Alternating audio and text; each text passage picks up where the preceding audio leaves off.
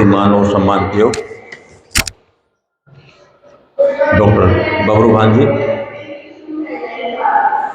प्राध्यापकगण और प्रिय विद्यार्थी, आज मैं आपको एक कॉमन लेक्चर जो ज्ञान का होता है वही डिस्कस करना चाहूँगा, क्योंकि पढ़ाई का तो हमेशा हम करते रहते हैं, टीचर साहब को पढ़ाते रहते हैं। आज मैं करूँगा कि किस तरह से जीना चाहिए बिना टेंशन के, जीने की कला क्या है। क्योंकि हर व्यक्ति को जीना होता है, लेकिन कुछ टेंशन में ही अपना समय बर्बाद कर देते हैं और टेंशन में ही लास्ट में चले जाते हैं। इसलिए आपको ये देखना है कि हम बिना टेंशन के और अच्छी तरह से कैसे जी सकते हैं। तो ये हमारा जो है टॉपिक होगा। अब इसमें मैं बहुत सरल तरीके से बताना चाहूँगा। कुछ मैं औरों के एक्सपीरियंस बताऊँगा, कुछ मैं अपने भी बताऊँगा, कुछ समाज के भी बताऊँगा कि किस तरह से हम अच्छी तरह से जी सकते हैं। आप सभी को मालूम है कि हम यहाँ पृथ्वी पर आए हैं, भगवान ने हमें भेजा है, पर्टिकुलरली भारत के अंदर भेजा है, और यहाँ हमारा जन्म हुआ और आप सब हैं प्रकृति परमात्मा की ही देन है, और अच्छे कर्म करते हैं तो ही मानव जीवन मिलता है। इसलिए पहला ही है कि शारीरिक रूप से अपने आप को स्वस्थ रखना। तो शुरू में तो कोई दिक्कत होती नहीं है, जवानी के अंदर तो शरीर ठीक रहता है, लेकिन स्वस्थ रहने के लिए अपने पढ़ने के साथ साथ आपको अपना योग वगैरह भी ध्यान रखना चाहिए, बीमारी के बारे में सतर्क रहना चाहिए। और लगभग ठीक रहते हैं। कुछ एक व्यक्ति होते हैं जो शारीरिक रूप से कमजोर होते हैं, वे भी योग के द्वारा ठीक कर लेते हैं। बाबा रामदेव का एग्जाम्पल बताता हूं। आप समझते हो कि आज जो इंटरनेशनल लेवल पर उनका नाम है, उनको शुरू के अंदर जो नारनौल के अंदर ही एक जगह है, वहां पर आश्रम में काम करते थे, पढ़ते थे आपकी तरह से ही। और उनके गुरुजी तो हमारे कॉलेज में आए थे, गवर्नमेंट कॉलेज अटेली में आए थे एक बार योग का प्रदर्शन करने के लिए। ये 1988 की बात है। और मजाक करते रहते थे, वो जो है शीर्षासन वगैरह करके दिखाते थे बच्चों को, जैसे मैं बोल रहा हूं। और आज इंटरनेशनल लेवल के ऊपर उनके गुरुजी का नाम है। और वे विकलांग तो नहीं कहेंगे, दिव्यांग बोलते हैं आजकल। तो थोड़े शारीरिक रूप से स्वस्थ नहीं थे, आंखों में थोड़ा सा देखो झटके से है, लेकिन आज योग के आधार पर अपने आप को इतना सक्षम कर लिया है कि बीमारी तो छोड़ो, औरों को भी जो है स्वास्थ्य के बारे में जागरूक कर दिया है। तो सबसे पहला है निरोगी काया, पहला तो ये ध्यान है। दूसरा है, अब आप शिक्षा ले रहे हो, बहुत अच्छी बात है, अच्छी शिक्षाएं लो। इसमें आपको द्वेष भावना, ईर्ष्या वगैरह सब हटा देनी है, कोई द्वेष भावना नहीं रखनी है। आराम से आप शिक्षा ग्रहण करिए। शिक्षा किसी भी प्रकार के ले सकते हैं। ज़्यादा पैसे वाले हैं तो भाई फीस ज़्यादा है तो दे सकते, पैसे नहीं है तो अपने सरकारी में ले लो दाखला। दो ही बातें हैं, क्योंकि सभी के पास, पेरेंट्स के पास पैसा नहीं हो पाता है तो सरकारी स्कूल में भी दाखला ले लेते हैं, क्योंकि उनका फिर वहाँ जो है भाई टीचर पूरे नहीं है। ये तो सही है कि गवर्नमेंट में टीचर पूरे नहीं होते हैं, इसलिए अपने ट्यूशन वगैरह करके किसी से मदद लेकर के गुजारा हो जाता है पढ़ाई का। क्योंकि किताबें तो सारी यहाँ भी हैं, दिल्ली में भी हैं, सारे इंडिया में एक ही एनसीईआरटी की है, तो इसमें ज़्यादा टेंशन बच्चों को नहीं लेना है। तीसरी बातें हैं, मानसिक रूप से मैं मानसिक बता ही दिया, ज़्यादा द्वेष भाव किसी के साथ नहीं करना है। आराम से रहें, मित्रता के भाव से रहें, और एक दूसरे का, टीचर्स का रेस्पेक्ट करें, बड़ों का रेस्पेक्ट करें, बुजुर्ग हैं उनका रेस्पेक्ट करें, माता पिता का तो करें ही करें, वो तो पहला ही है, उनके बिना तो कोई गुजारा है ही नहीं। हम देखते हैं कि कई बार जो है बच्चे माता पिता के साथ लड़ झगड़ कर लेते हैं, उनको ही जो उल्टा सुल्टा बोलते हैं, तो ये तो बोलना ही नहीं है। ये तो आपके देवता हैं, परमात्मा ने उन्होंने आपकी सेवा के लिए ही भेजा है और कुछ नहीं, उनको कुछ नहीं चाहिए। आपकी सारी उम्र सेवा ही करते रहते हैं, उन बुढ़ापे के अंदर भी मरते रहते हैं, बस अभी मेरा बेटा या बेटी कामयाब हो जाए मुझे खुशी हो, इससे ज़्यादा उनको कुछ भी नहीं चाहिए होता है। तो उनके सबसे पहले ये करें कि उनके जो है पैरों में झुक करके उनका आदर करें। उसके साथ साथ हम आते हैं सामाजिक रूप से, शैक्षिक भी हो गया हमारा, सामाजिक व्यवहार हो, एक दूसरे का भाईचारा बना रहे, सहयोग हो, गाली गलौच ना हो, ये चीज़ें शुरुआत में ही आदत बनती है। एक बार अगर ये गंदी आदतें बन जाती हैं, ईर्ष्या द्वेष की, गाली गलौच की, चुगली चाटी की, तो ये हमेशा वो खुद ही टेंशन में रहेगा, दूसरा नहीं रहेगा। इस तरह की चीज़ें बिल्कुल नहीं होनी चाहिए, इनको थोड़ा सुधार करो। कई बार ऐसा भी नहीं होता कि आप नहीं बोल दूसरी तरफ से परेशानी आ जाती, तो कई बार जो हमें करना पड़ता है, पर इस तरह से व्यवहारिक रूप से ठीक रहना चाहिए। सामाजिक ऐसा हो कि भाई हमेशा ये याद रहे कि फला स्टूडेंट अच्छा था, फला टीचर बढ़िया था, ये याद एक जो है रिगार्ड के रूप में उनका नाम याद रहना चाहिए। कॉलेज के अंदर हम देखते हैं हमारे पास जो बच्चे पढ़े हुए थे आज वो प्रोफेसर बन रहे हैं, डीसी बन रहे हैं, एसपी बन रहे हैं, लेकिन अब भी हम जाते हैं तो वैसा ही उनका ऑनर होता है, वो हमें देते हैं जैसे गुरु और टीचर का, गुरु और चेले का होता है। तो इसलिए ऐसा होना चाहिए कि कोऑपरेशन हो आपस के अंदर। और उसके बाद में अब आती है आपके नंबर की कि भी रोजगार के लिए भी होना चाहिए, क्योंकि रोजगार नहीं होंगे तो फिर उसके दिक्कतें तो होती है जगह जगह पर इतना भी परेशान नहीं हो कि भाई बड़ी पोस्ट मिल गई तो पता नहीं क्या हो जाएगा और छोटी पोस्ट मिल गई तो क्या हो जाएगा, कुछ नहीं है। काम चलाना होता है, अच्छा है, बड़ी कोशिश करो। कोशिश आप करेंगे, बिना मेहनत तो कुछ भी नहीं मिलेगा, ये तो निश्चित रूप से है। तो इसलिए जो है कड़ी मेहनत करें, जो आप चाहेंगे। आज के जमाने में आप जो चाहेंगे वो ही बन सकते हैं, ये तो निश्चित है, लेकिन कड़ी मेहनत आपको करनी पड़ेगी। इसके लिए एम आपको डिसाइड अभी करना है, अभी पढ़ते पढ़ते ही आपने करना है कि मुझे क्या बनना है। जिसने सोच लिया कि मुझे क्या बनना है, अभी एम डिसाइड कर देंगे, निश्चित रूप से आप कामयाब होंगे। और कई बार हम देखते हैं कि बच्चे कहते हैं भाई आईएएस से नीचे मुझे नौकरी नहीं करनी है। जरूरी नहीं, आईएएस तो लिमिटेड सीट है, सभी का नंबर आए नहीं आए, कोशिश तो पूरी करो। नहीं आए तो उससे छोटी वाले ले लो, वो प्रमोशन के बाद में वो हो जाते हैं, ऐसा तो कुछ भी नहीं है भाई। कोई भी व्यक्ति होता है तो उसका एक्सपीरियंस के आधार पर जो है सिलेक्शन होते हैं बाद में। आपने छोटी पोस्ट ली, कोई बात नहीं, थोड़े दिनों के बाद में तजर्बा करते करते आपको बड़ी मिल जाएगी, शुरू में नहीं मिली तो। अब जो है हमें कॉलेज के अंदर हम शुरू में ये सोचे कि हमें तो सीधा प्रिंसिपल बनना है, तो ऐसा तो रूल ही नहीं है सीधा प्रिंसिपल बनने का, तो क्योंकि सीधा है कि कम से कम 15 साल का एक्सपीरियंस हमारा टीचिंग का होना चाहिए, मिनिमम है। क्योंकि आपको तजर्बा नहीं होगा तो कॉलेज कैसे चलाओगे आप, बताओ। एडमिशन जब चलता है जो आपको सारी चीजें 15 साल में समझ में आ जाएंगी, बच्चे को पढ़ाया जाता कैसे है, बच्चे की समस्याएं क्या होती हैं, कैसे सुनी जाती हैं उनकी, और बच्चों की सहानुभूति पूर्वक विचार करना चाहिए, उनकी समस्याओं पर गौर करना चाहिए। ठीक है, मैं तो लगभग 10 साल से प्रिंसिपल ही हूं, तो बच्चों की समस्या ज्यादा सुनो। जहां भी मैं रहा हूं बच्चों की पहली समस्या बच्चों को सुनिए, उनको धैर्य के साथ सुनो, उनकी सहानुभूति के साथ सुनो। अगर हम बच्चों के साथ सहानुभूति नहीं करेंगे तो बच्चे एकदम जो है निराश हो जाएंगे। हमें निराश नहीं करना, उनको आगे बढ़ाना है, उनका मोटिवेशन करना है, उनका डेवलपमेंट करना, पर्सनैलिटी डेवलपमेंट करना है। कई बार एनएसएस वगैरह होते हैं, एनसीसी वगैरह होते हैं, तो ये समझते हैं कि मजदूर है। एनएसएस अपने पास है? हाँ, तो मैं थोड़ा सा एनएसएस के बारे में बताऊं। एनएसएस क्या होता है कि एक सेवा होती है, personality development through community services. What is NSS? NSS personality development through community services, यानी कि सामुदायिक सेवाएं है ना, उनके द्वारा उनका व्यक्तित्व विकास करना बच्चों का। जैसे हमने आपसे सफाई करा दी, मजदूरी के रूप में नहीं है। ये है कि आपको ये होना चाहिए भी पढ़े लिखे हो तो अपने घर में भी सफाई करना सीखो, कॉलेज में प्रांगण में करो तो आपको शर्म नहीं आएगी। अगर हम आपको ये नहीं सिखाएंगे एनएसएस में तो आप हेजिटेट करेंगे, बड़े हो जाएंगे तो समझो पता नहीं क्या होगा। अपने घर की सफाई करना सीखो, प्रांगण में आए बता सकते हो, एडमिनिस्ट्रेशन में हो तो कोई बुराई नहीं इसमें।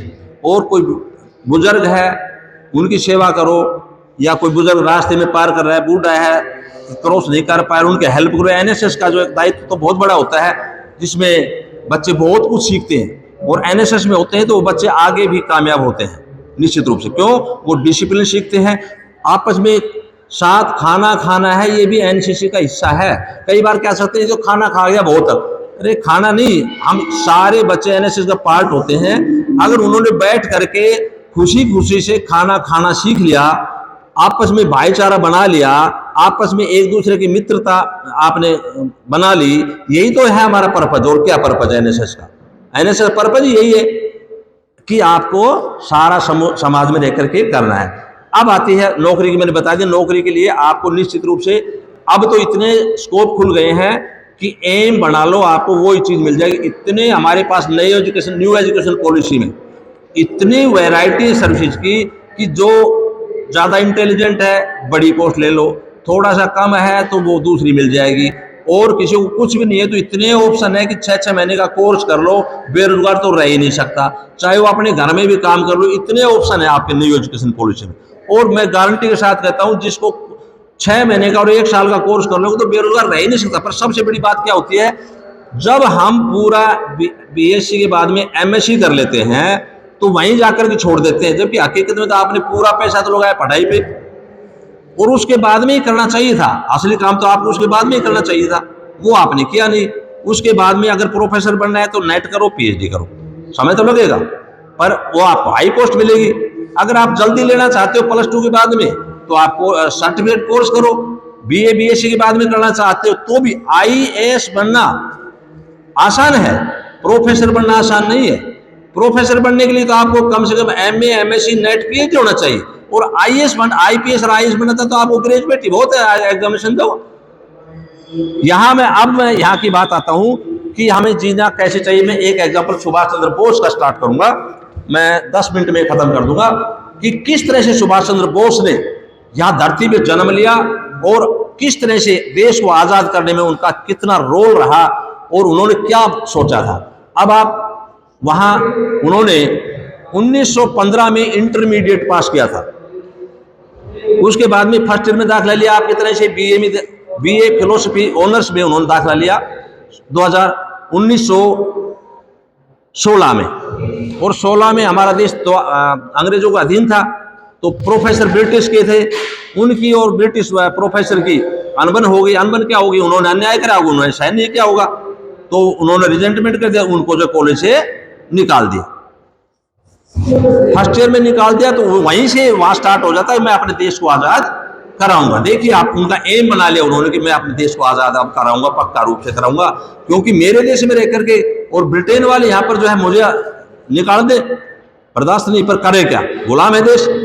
1917 के अंदर उसने उस कॉलेज को छोड़ दिया, वहां से तो निकाल दिया उसको, दूसरे स्कॉटिश चर्च कॉलेज के अंदर उसने दाखिला लिया, और दाखिला लेकर के 3 साल में उन्होंने ग्रेजुएशन कर ली, बीए। और बीए करने के बाद में 1919 में उन्होंने अपना ग्रेजुएशन कर लिया, और 1920 के अंदर उनके पिताजी माता ने कहा भी आप आईसीएस करो। आईएएस की जगह ना आजकल आईएएस बोलते, उसे आईसीएस बोलते थे। तो उनको इंग्लैंड जाना पड़ता था। आप देखिए, आप तो कितने भाग्यशाली हो, देश स्वतंत्र हो गया है, तो आप इतनी बढ़िया संस्थाएं हैं, अपने देश में हो, आपके कोर्सेज हैं। वहाँ ग्रेजुएशन के लिए भी धक्के खाने पड़ते थे, टेस्ट देने के लिए इंग्लैंड जाना पड़ता था। माँ बाप के पास पैसा नहीं है, देश गुलाम है, लेकिन उनका हौसला देखिए आप। उन्होंने 1920 में जाकर के आईसीएस की परीक्षा दी, और उनमें पूरे ब्रिटेन और इंडिया के जितने भी पार्टिसिपेंट थे उनमें से 4था स्थान लिया, और इंग्लिश में टॉप रहे। देखिए आप, ब्रिटेन वाले भी टॉप नहीं रहे इंग्लिश में, उन्होंने टॉप रहे। उसके बाद में यहां आते हैं पास करके, उनके मन में एक धारणा थी कि भाई मेरा देश गुलाम है, और अगर मैं आईसीएस में, आजकल जो डिप्टी कमिश्नर बहुत बड़ी पावर होती थी उस वक्त, तो आज भी पावर है, इतनी बड़ी छोड़ने के लिए उसके मन में था कि हमारे जो है महर्षि दयानंद सरस्वती ने, स्वामी दयानंद सरस्वती ने कहा था, विवेकानंद ने कहा था कि हमारा देश होना चाहिए स्वदेशी राज्य होना चाहिए, विदेशी चाहे कुछ भी हो नहीं होना चाहिए। और जिस विदेशी राज्य के अंदर मैं मैं नौकरी करूंगा, इसका मतलब मैं उनका नौकर हूं, उनका गुलाम हो गए तो मेरे से, और ये गुलामी मैं बर्दाश्त नहीं कर, मैं तो देश को आजाद करने के लिए तैयार हुआ हूं। और वहीं से उनका विचार बदल जाता है। उन्होंने इंग्लैंड से अपने घर वालों को भेजा कि मैं क्या करूं। महर्षि दयानंद सरस्वती ने तो ये कहा है कि आप स्वदेशी राज्य होना चाहिए और मैं इनके अंडर गुलामी कैसे करूं, इनके अंडर कैसे मैं राज्य। तो उन्होंने अपने एक लेटर डाल दिया वापिस इंग्लैंड भारत आने के लिए। उनकी माता ने ये सपोर्ट किया कि भाई मेरा बेटा अगर छोड़ना चाहता है तो सर्विस छोड़ दे। मैं खुशी हूं इस बात से कि देश की आज़ादी के लिए प्रण ले रहा है। देखिए आप कितनी बड़ी बात है। और उन्होंने रिजाइन दे दिया और रिजाइन देने के बाद में ये उन्होंने फिक्स कर लिया, एम बना लिया कि मैं अपने देश को आज़ाद कराऊंगा, मरते दम तक कराऊंगा। क्योंकि जिंदा रहना कोई बात नहीं है, जिंदा और मरना तो निश्चित रूप से है। तो मरना ही है तो अपने देश के लिए क्यों ना लड़ूं। हजारों साल हमारा देश गुलाम रहा, 200 साल अंग्रेजों को रहा, 800 साल हमारे जो है मुगल राज कर गए, तो 1000 साल किसे कहते हैं। और जो अगर कोई पढ़ा लिखा आगे नहीं आएगा तो ये तो गुलामी चलती रहेगी। आप भी अगर वो सुभाष चंद्र बोस जैसे नहीं होते तो आज हम गुलाम ही रहते। स्त्रियों को शिक्षा नहीं मिलती अगर महर्षि दयानंद सरस्वती नहीं होते तो। उन्होंने शिक्षा ग्रहण की बताई थी। अभी स्त्रियों की शिक्षा होनी चाहिए, अन्यथा उससे पहले तो बहुत बुरा हाल था, शिक्षा बंद कर रखी थी।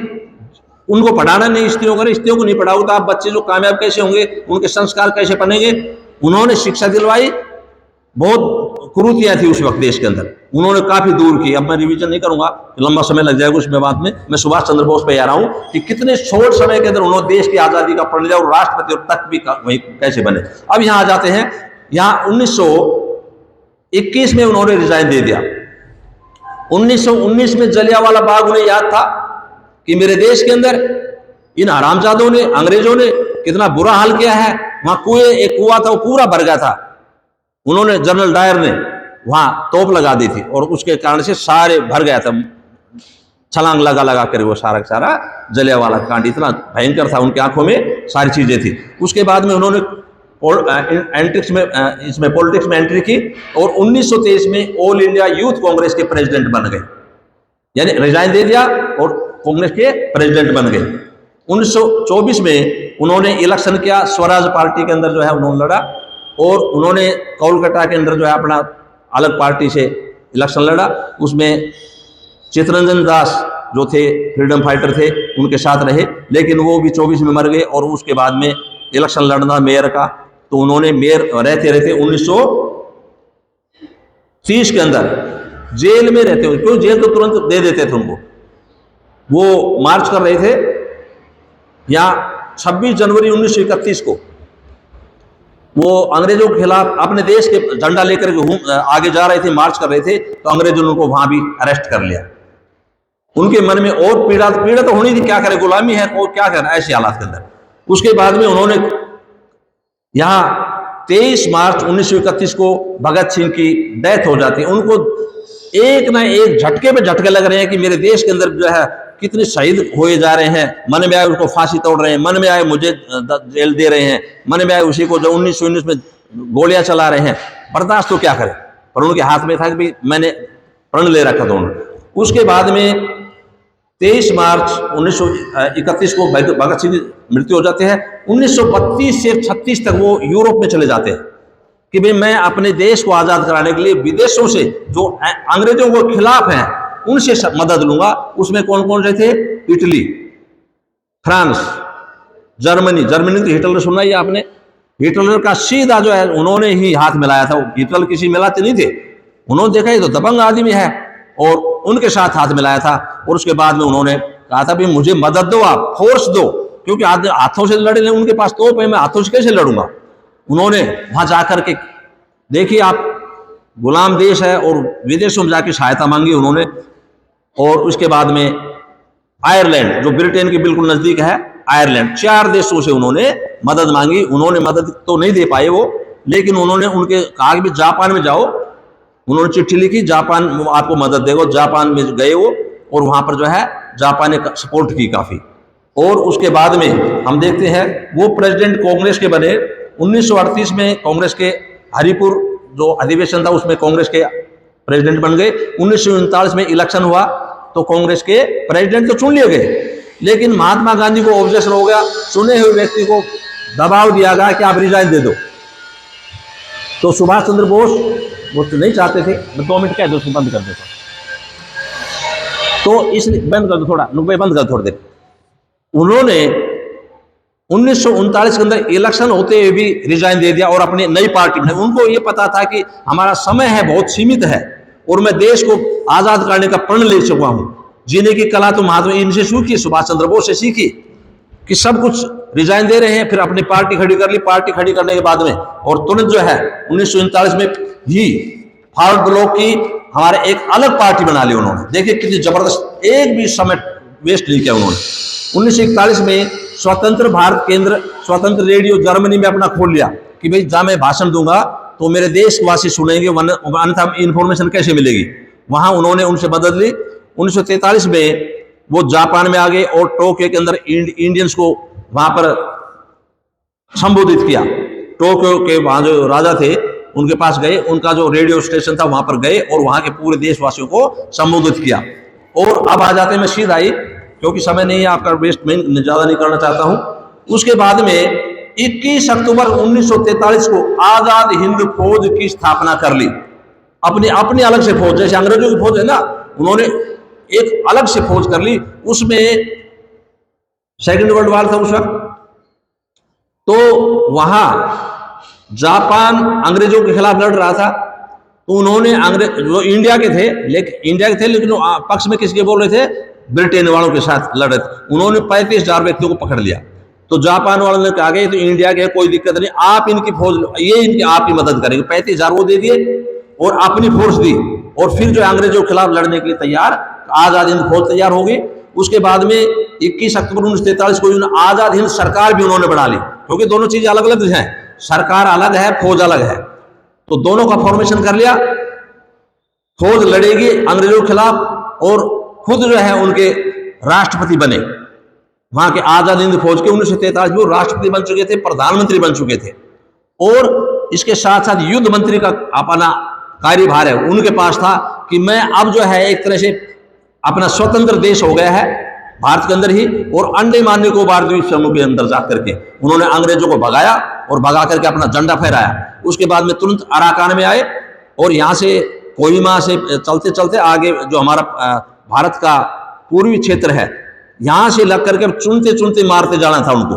कोहिमा में अंडमान निकोबार में अपना पूरा झंडा फहरा दिया, राष्ट्रपति बन गए, प्रधानमंत्री बन गए। अब जो है कोहिमा में के अंदर जीत गए, अंग्रेजों को भगा दिया। भगाते भगाते वो चाहते थे कि दिल्ली चलो, दिल्ली जाना चाहते था कि इधर से पूर्व से चलते चलते चलते अंग्रेजों को भगाते जाओ और अपना राज लेते जाओ। और निश्चित रूप से वो, मुझे लगता है कि 6 महीने नहीं पकड़ते, इनको भगा देते पक्का। इतनी जल्दबाजी के अंदर जो है उन्होंने देखो तुरंत जो है उन्होंने कब्जा कर लिया। इत्तेफाक से हुआ क्या, 1944 के अंदर, जो 44 के अंदर ये बात है, 1944 में उनके हिटलर हैं, उन्होंने आत्महत्या कर ली। तो एक तो सबसे पहले वहीं ब्रेकडाउन हो गया उनका कि भाई उनके साथी थे, उन्होंने आत्महत्या कर ली। अब चलते जा रहे थे, फिर भी नहीं घबरा रहे थे। लेकिन 18 अगस्त 1945 को जब हमारी सेना आगे बढ़ रही थी, तो जापान के ऊपर यूएसए ने एटम बम छोड़ दी 2। अब इसके कारण से जहां सेना तितर बितर हो गई, सुभाष चंद्र बोस भी क्या करें, जहां उनके सपोर्टर हैं उनकी सेना तितर बितर हो गई, फिर भी उन्होंने हौसला नहीं छोड़ा। देखिए आप, उन्होंने हवाई जहाज से तुरंत ये करा भी ये तो हो गया जापान का, तो कोई बात नहीं, अपने देश को संघर्ष करना है।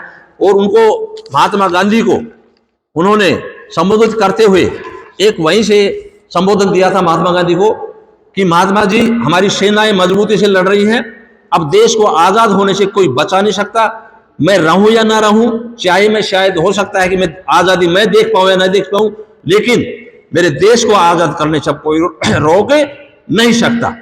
इतनी मजबूती के साथ उन्होंने कहा था कि उनको, मुझे पता है कि मेरा समय बचा नहीं है, अगर मुझे आसानी से अंग्रेज ये शासन दे देते तो मुझे घर छोड़ने की जरूरत नहीं थी, लेकिन मुझे पता है कि अब मेरा समय देश की आजादी के लिए है, देश को हमारे वर्ल्ड के अंदर ऊपर नाम करने के लिए मेरा देश जो है, मैं उसके लिए मर रहा हूं।